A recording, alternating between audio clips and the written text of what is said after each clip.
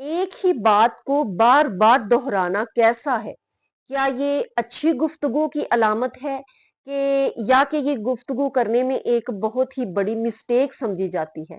बहुत से लोग इस चीज को बहुत बुरा समझते हैं। अक्सर कमेंट्स भी लोगों के पढ़े, दो लोगों का मैंने देखा को उसमें ये कमेंट आया हुआ होता है लोगों का, आप एक ही बात को बार बार क्यों रिपीट करते हैं, बार बार क्यों रिपीट करते हैं?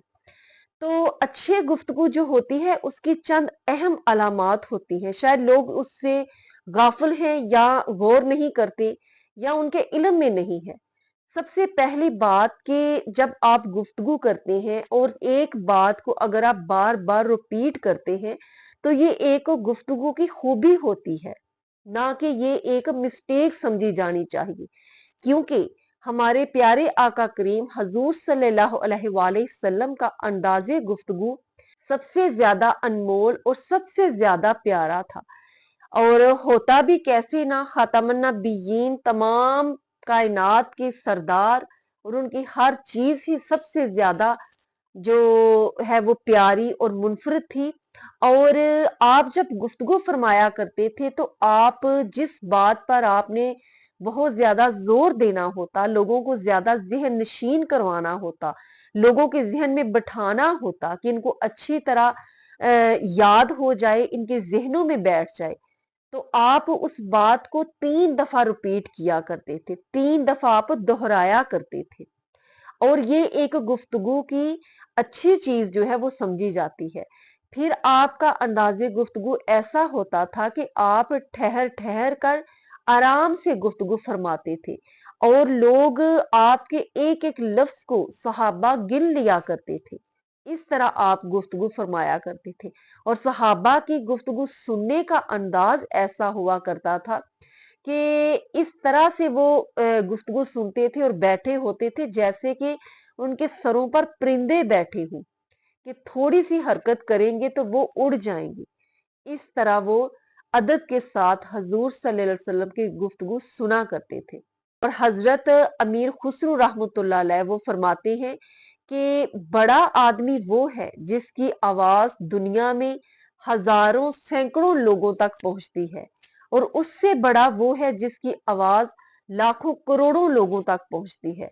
और कहते हैं कि सबसे बड़ा वो है जिसकी आवाज तमाम बनी नोए इंसान तक पहुंचती है, और जिसकी आवाज, जिसका पैगाम जितना ज्यादा सादा अल्फाज में होगा उतना ही ज्यादा लोगों तक पहुंचेगा।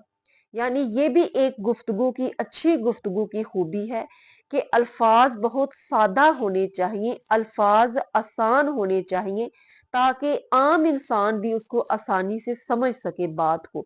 लेकिन आज हमारी कोशिश ये होती है कि दो चार जुमले जो हम बोल रहे हैं उसमें भी कोई ना कोई इंग्लिश के दो चार वर्ड्स जो है वो जरूर यूज कर लें, ताकि लोगों को पता चल सके कि हम एजुकेटेड लोग हैं, पढ़े लिखे लोग हैं। तो अपना पढ़ा लिखा जाहिर करने के लिए इंग्लिश के चार लफ्ज बोलना हम जरूरी समझते हैं। ये लोगों का एक माइंड बन चुका है, इसलिए कम से कम पढ़ा लिखा इंसान भी जो है वो भी टूटी फूटी इंग्लिश में दो चार लफ्ज जरूर ऐड कर लेता है ताकि पता चल सके कि मैं पढ़ा लिखा हूं। ये एक बहुत बड़ा अलमिया है हमारे माशरे का, जिस वजह से लोगों को गुफ्तगू समझने में मुश्किल पेश आती है। अक्सर लोगों के ये कमेंट्स आए होते हैं कि इंग्लिश बोलना जरूरी था, आप उर्दू में ही समझा देते, हमें तो कुछ समझ नहीं आया। जब समझ नहीं आया तो सारी गुफ्तगू जो है वो बेकार चली जाती है, क्योंकि मेन मकसद ही यही होता है कि पैगाम जो है अच्छी तरह दूसरों को ज़हन नशीन करवाया जाए। जब वही मकसद पूरा नहीं तो तमाम किया हुआ जो काम है वो फजूल और बेकार चला जाता है।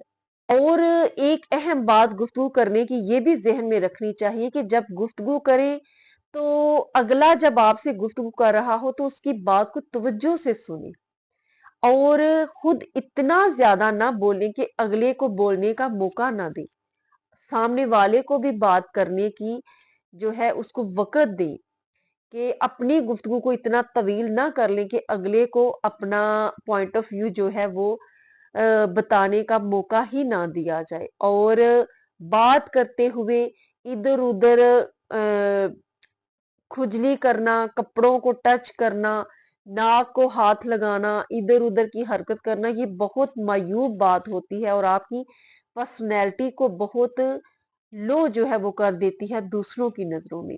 इन पॉइंट्स का ज़रूर ख़्याल रखिए, अपनी ज़िंदगी में शामिल कीजिए। वीडियो पसंद आई हो इसको लाइक कीजिए, चैनल को सब्सक्राइब कीजिए और दुआओं में याद रखिए। अस्सलाम वालेकुम व रहमतुल्लाहि व बरकातहू।